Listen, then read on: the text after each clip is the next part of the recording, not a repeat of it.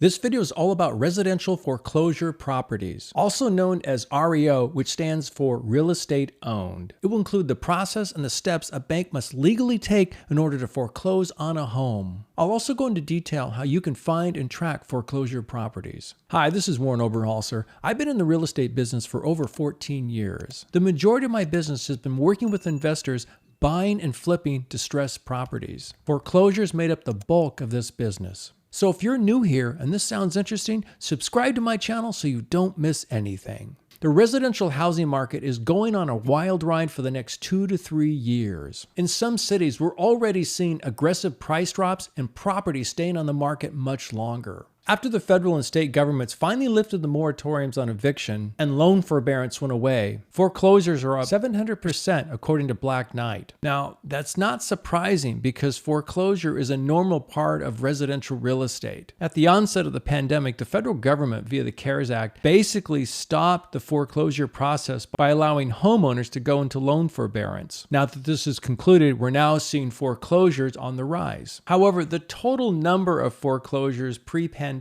like in 2019, is still really low. In Motley Fool's article, today's foreclosure starts, while much higher than recent past, are still below pre-pandemic levels by a lot. In 2021, there was a total of 151,153 foreclosure filings for the entire year, which was 69% less than the pre-pandemic levels in 2019. For the month of January, there was 56,251 foreclosures filed in 2019, 58% more than the numbers filed in January 2022. Other reasons foreclosures may be on the rise is consumer debt and inflation. To understand how consumer debt has gotten totally out of control in the United States, please see the video I posted last week. Let's start off with what is a foreclosure. Foreclosure is a legal process by which a lender attempts to recover the owed amount on a defaulted loan by taking ownership of the mortgage property and selling it. Typically, a default is triggered when a borrower misses a specific number of monthly payments, but it can also happen when the borrower fails to meet other terms in the mortgage document. From what I just read, an important item to take away from this is foreclosure is a legal process. Okay, let's go a little deeper on this. The foreclosure process derives its legal basis from a mortgage or a deed of trust contract. This is really important, which gives the lender the right to use a property as collateral in the case the borrower fails to uphold the terms of the mortgage document. Although the process varies by state, the foreclosure process generally begins when the borrower defaults or misses at least one mortgage payment. The lender then sends a missed payment notice that indicates that 1 month's payment hasn't been received. Now here's how the steps start to build. If a borrower misses 2 payments, the lender will send a demand letter. This is more serious than a missed payment notice, but the lender still may be willing to make arrangements for the borrower to catch up on the missed payments. Here's the third step. The lender sends a notice of default after 90 days of missed payments, and this is commonly referred to as an NOD. Now, when we start looking through information on either the MLS or different websites, some of the classifications will be pre-foreclosure, and in pre-foreclosure will be, has the homeowner been served an NOD, a note of default? Here is the fourth step. After the NOD has been served, then the lender sends the delinquent homeowner's file or case over to their legal department. And at this time, the borrower typically has another 30 days to settle the payments and reinstate the loan. And this is called the reinstatement period. If reinstatement is not possible, then the lender's legal department initiates the foreclosure process.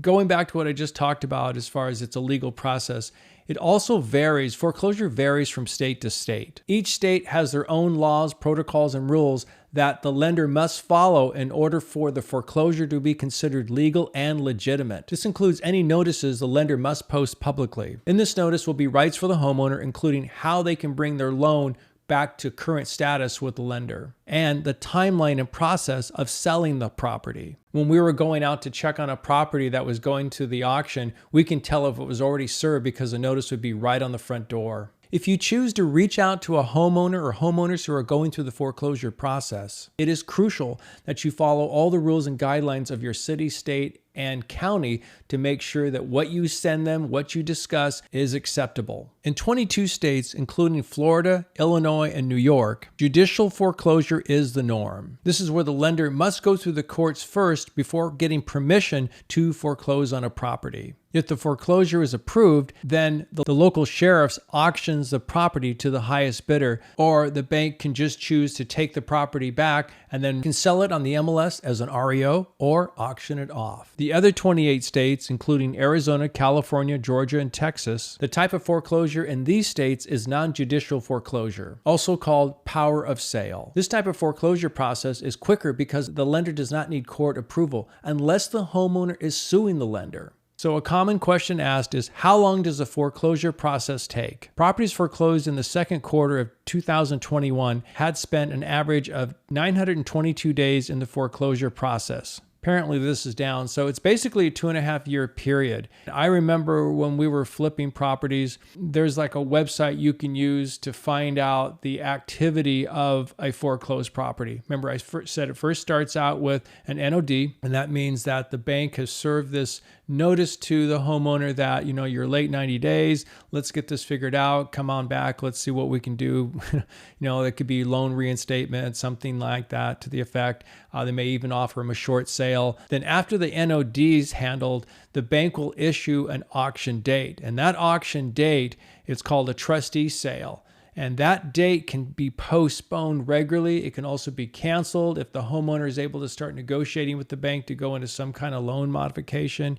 It goes on and it goes on. So that's why when you see 2.5 years, 3 years, there's a lot to it. And remember, it is a legal process. So there's a lot of I's that have to be dotted, T's that have to be crossed in order for that property to either be foreclosed on by the bank and the bank then owns it outright, and they can have the property sold on the county court steps. Okay, this pretty much covers the foreclosure process. I now want to discuss where you can find foreclosure properties in your area. The easiest and most effective way to find foreclosure properties is to use a foreclosure-specific website. Back in the day when we were looking for properties, the only website available to us was Foreclosure Radar. Foreclosure Radar is a robust website that offers numerous features, but they are a bit on the expensive side. And they only cover 7 states. They offer numerous training videos so you can have a deeper understanding of the foreclosure process. A feature I like on this website, it offers you the ability to upload personal notes and pictures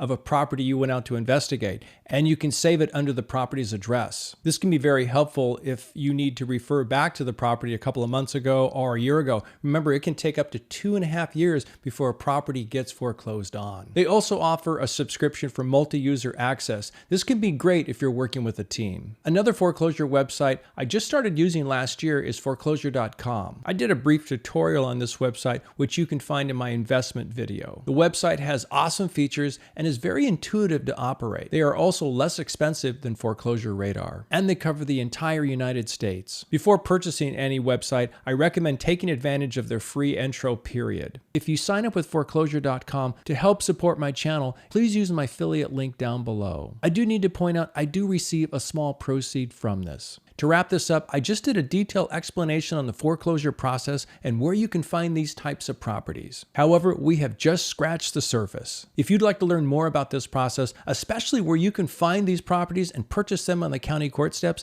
then please post that below in the comments. If you like this video, please give me a thumbs up. Again, post any questions and comments down below. And if you haven't subscribed to my channel, consider doing so you don't miss anything. If you found this video interesting, you may want to watch these other 2 that are starting to pop up just about now, because I'm going to go into a lot more detail on what I just talked about. So stay tuned. I have more helpful videos like this coming soon. Please reach out to me for any of your questions and needs, and I wish you all the best on your home journey.